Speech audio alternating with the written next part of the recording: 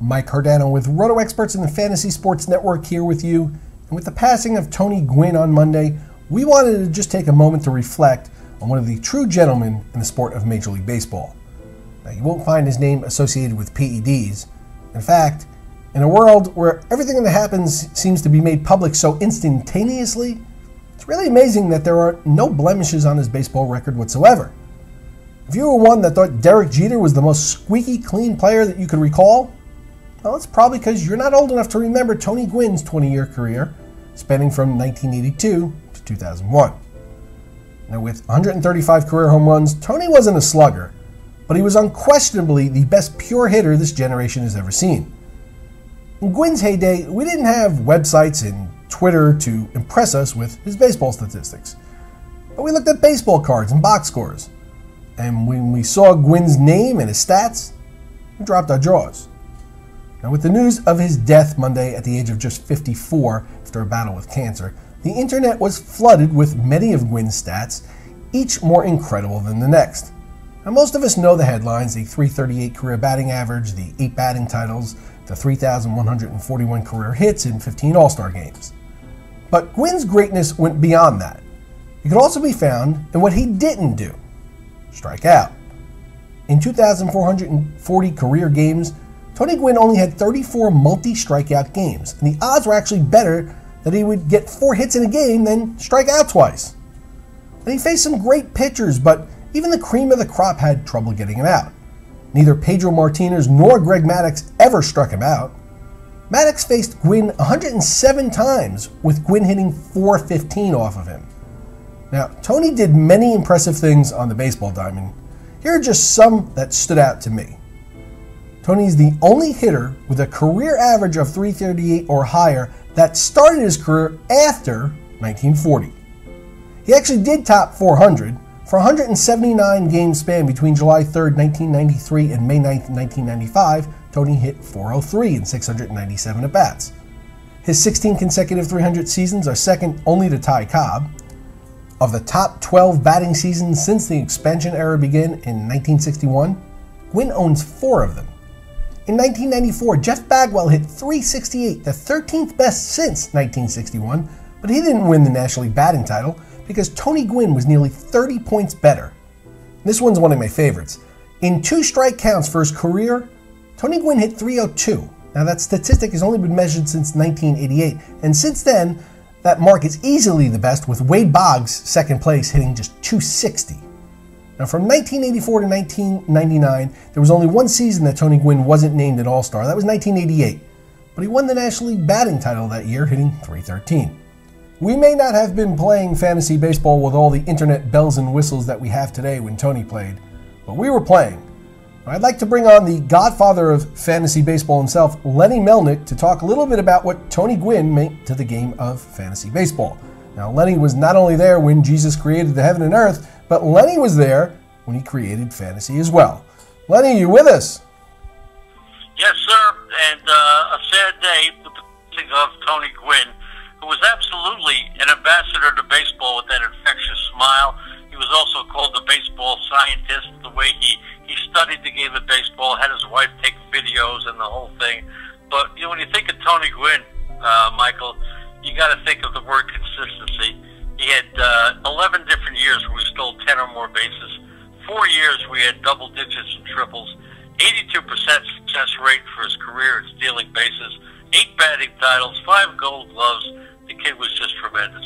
Yeah, that's unbelievable, really, when you think about it. You know, most folks remember Tony as a rather portly fellow, but he could run. In 1987, he batted .370, scored 119 runs, and stole 56 bases. Now, that's quite a fantasy year. So, what fantasy player today kind of has the closest skill sets to what Tony exemplified? Well, first of all, it was Tony Gwynn, the baseball player, not the speedster.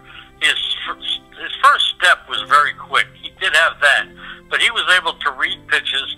He was able to understand the game, and I bet he stole most of his bases on instinct. The player who resembles Tony Gwynn to me, I can think of 2, both with a little bit more speed, and that would be Ichiro Suzuki, who's a guy who could hit for a high batting average, steal a lot of bases, and not drive in a lot of runs or hit home runs. And even Jacoby Ellsbury reminds me a little bit statistically. But there's not too many guys who could steal you 40 or 50 bases, hit 350, and play the game like Tony Gwynn played.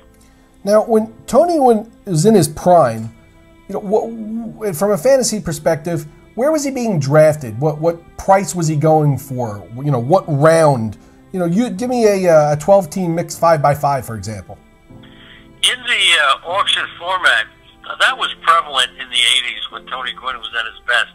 The snake draft was really not done too many times, but I think Tony Gwynn would be a second or third round snake draft pick. His value, because of the batting average and because of the consistency of the stolen bases early in his career, he was around a $25 player. Now, later on in his career, when he had foot injuries, he had some bursitis in his foot, he had an Achilles problem, he put on a couple of pounds. So later on, he could have been valued a little bit less. But otherwise, you could count on Tony Gwynn each and every year. He had, look, his career, he struck out 434 times in 10,000 plate appearances. And I got to tell you something, Adam Dunn struck out almost the same amount of times in 2 years as Tony Gwynn did in his 20-year career. That's amazing. It really is amazing. I saw where a couple of times he struck out under 20 times, and I looked up that there are guys who struck out 20 times this month already, which is really amazing.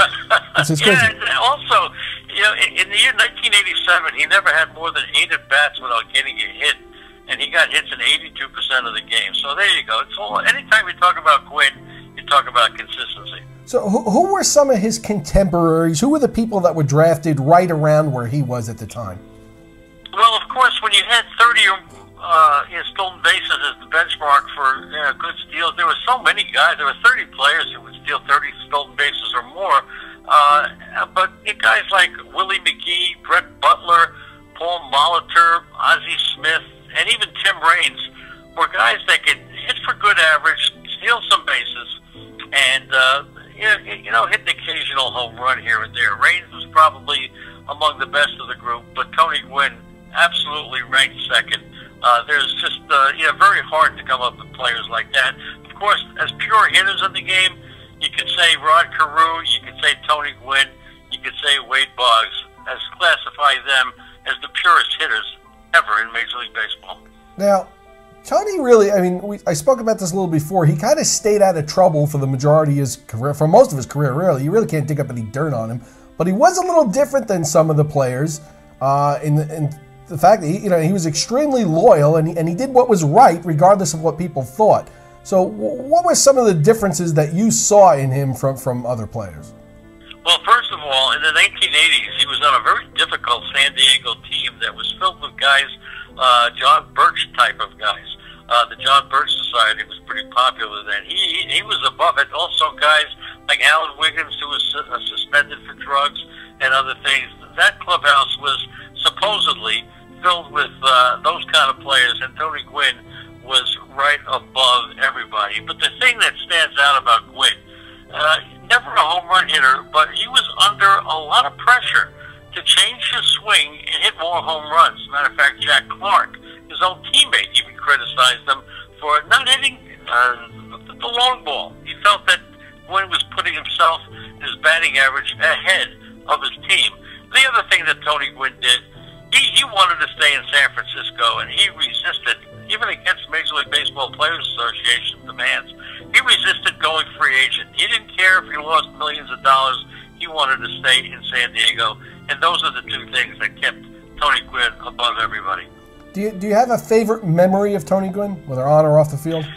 Well, look, I didn't know Tony Gwynn. I wasn't in the industry, so to speak, to interview him. But I remember 1994, I had Tony Gwynn on my team, and I woke up one morning, looked in the newspapers to see, you expect the hits, but here he was 5 for 5 one night in stolen bases, and that's something that really put me into contention in my league that year. So as far as a direct Tony Gwynn thing, that 5 for 5 stealing bases in one game, tremendous, especially from a guy who looked portly, looked like he was out of shape, but he was a basketball player. He was also drafted by the San Diego team. I was Cleveland. Wasn't it Cleveland? The Cavaliers, I think, drafted him? No, it was the San Diego Clippers. Before San Diego Clippers, okay.